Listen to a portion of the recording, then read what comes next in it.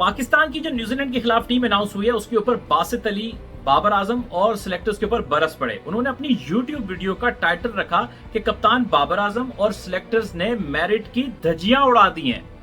बासित अली खूब गरजे, खूब बरसे और उन्होंने खूब दिल खोल कर तनकीद की इस सिलेक्शन के ऊपर, और उन्होंने कहा कि मेरा किसी से कोई इख्तलाफ नहीं है, लेकिन मेरिट की धज्जियां उड़ने के ऊपर मैं अपने आप को ना रोक सका और मैं उस जुल्म और ज्यादती के खिलाफ जो है वो आवाज उठा रहा हूं। उन्होंने किन किन खिलाड़ियों की बात की, आइए इस वीडियो पे बात करते हैं और फिर आपकी राय भी जानते हैं कि आपके ख्याल में क्या वाकई ज्यादती हुई है।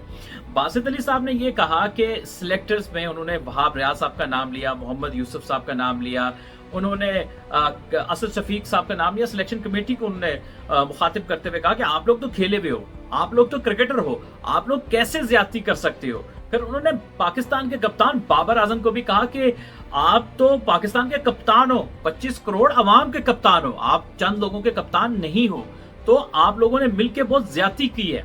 उन्होंने कहा कि आप लोग कैसे उसामा मीर जो कि परफॉर्म कर रहा है, जिसने अब लास्ट मैच में मैच विनिंग इनिंग्स की थी, वो 2 विकेट ना लेते 50-20 में तो पाकिस्तान शायद वो मैच ना जीत पाता, आपने उसको बाहर कर दिया।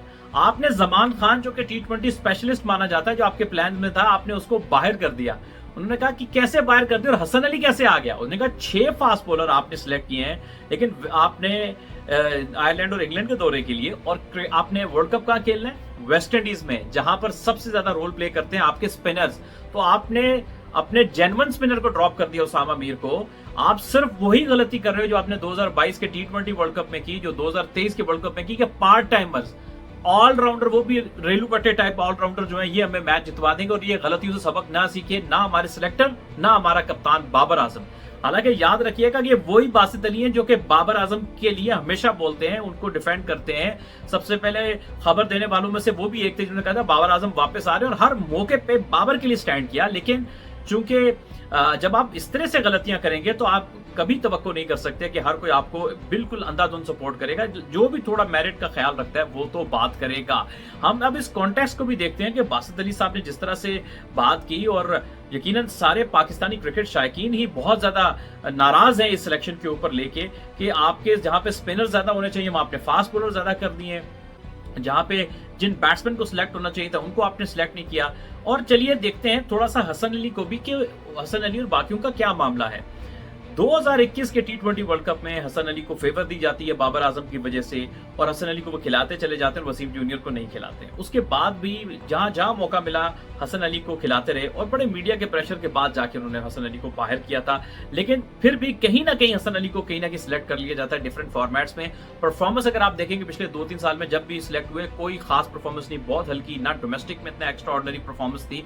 और फिर जो आपसे पहले बॉलर क्यू में लगे हुए थे, जैसे जमान है, वसीम जूनियर हैं, मोहम्मद अली हैं, और बहुत सारे नाम हैं, तो उनसे पहले आप कैसे आ गए? क्या आपने ऐसा कमाल कर लिया? क्या ऐसी आपकी बॉलिंग है? बॉल तो हसन अली की पहुंचती नहीं है ठीक से, ठीक है। और लोग जो कहते हैं फास्ट बॉलिंग, वेस्ट इंडीज में तो आपको तेज बॉलर चाहिए होता है क्योंकि वहां तो वैसे स्लो विकेट्स हैं, तो जो पहले ही स्लो हो तो वो स्लो विकेट्स तो और स्लो हो जाता है।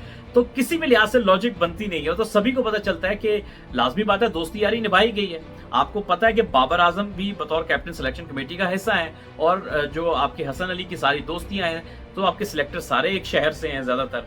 तो ये तमाम कड़ियां जब आप मिलाएंगे तो यकीनन आपको जो है इसमें, चाहे वो कोई भी रीजन पेश करें, आपको इसमें एक बदगुमानी की, बदनीयती की बू आती है, और लगता है कि मेरिट की धज्जियां उड़ाएगी। आप सोचिए कि उसामा मीर का कॉन्फिडेंस कहां नीचे गिरा होगा कि आप तारीख देखिए क्रिकेट की, उसमें लेग स्पिनर को बैक किया जाता है, बनाए जाते हैं, क्योंकि बहुत मुश्किल होता है लेग स्पिनर के लिए डेवलप करना।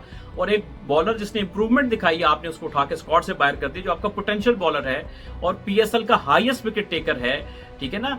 तो PSL ही सबसे बड़ा क्राइटेरिया है ना पाकिस्तान में T20 के लिए, क्योंकि सबसे बड़ी लीग है, तो वही एक डेफिनेट क्राइटेरिया। वहां परफॉर्म करके आ रहा है, 2 मैच आप उसको खिलाते हो, दूसरे मैच में वो मैच विनिंग बॉलिंग करता है और आप उसको स्क्वाड से बाहर कर देते हो। तो लोग कहते हैं पाकिस्तान में टैलेंट नहीं है, ऐसा नहीं है, टैलेंट बहुत है। आप बने हुए टैलेंट को बर्बाद करते हैं। अगर किसी मुल्क को टैलेंट बर्बाद करने का अवार्ड मिलना चाहिए तो पाकिस्तान क्रिकेट में सबसे नंबर 1 जो है वो पोजीशन, आराम से आंखें बंद करके ये सारे रिकॉर्ड अपने नाम कर लेगा। इसके साथ जमान खान, जो कि वो किसी बड़े घर से नहीं है, जमान खान किसी मजबूत फैमिली से नहीं है, उसके आपसे रिलेशन नहीं है, आप उसको इस तरह से बाहर कर देते हो कि जैसे दूध में से मक्खी निकाल के बाहर करते हैं। बेचारे का है पख्तून, लेकिन कश्मीर से उसका ताल्लुक है, चक सवारी का रहने वाला है जमान खान। तो आपने बड़ी ज्यादती की है स्पेशली पख्तून प्लेयरों से, जिसमें आप वसीम जूनियर के साथ आपने क्या किया है। वो बेचारा एक साइलेंट परफॉर्मर है पाकिस्तान की टीम में। 2022 का वर्ल्ड कप होता है तो उसमें बेहतरीन बॉलिंग करता है। उसके बाद 2023 के आपके 50 ओवर के वर्ल्ड कप में जहां आपके बड़े बड़े सूरमा फास्ट बॉलर स्ट्रगल करते हैं, वहां वसीम जूनियर आके आपको सपोर्ट करता है, आपको परफॉर्म करता है। इवन चलिए मोहम्मद हारिस का नाम भी ले लें, जहां पे आपके बाबर और रिजवान फंसते हैं 2022 के वर्ल्ड कप में। हारिस आके बिल्कुल फ्रंट पे आके लड़ता है आपके लिए, बड़े बड़े फास्ट बॉलर को फेस करता है। आप लोग उनको उठा के बाहर कर देते हो, किसी को पहले किसी को बाद में, और अपने मनपसंद, अपने चहीते, अपने चाहने वाले पीआर, और फिर आप ये एक्सपेक्ट करते हो कि पाकिस्तान की टीम अच्छा परफॉर्म करेगी। मोहम्मद यूसुफ साहब से प्रेस कॉन्फ्रेंस में सिलेक्टर से सवाल हुआ कि ये हसन अली क्यों, उन्होंने कहा जी अपने हारिस रऊफ का बैकअप रखा है। मैं कहा आफरीन है सर, ये मेरा सलूट है कि ये किसको बेवकूफ बना रहे हैं। अवाम बेवकूफ नहीं है, उनके पास हर चीज की इंफॉर्मेशन होती है।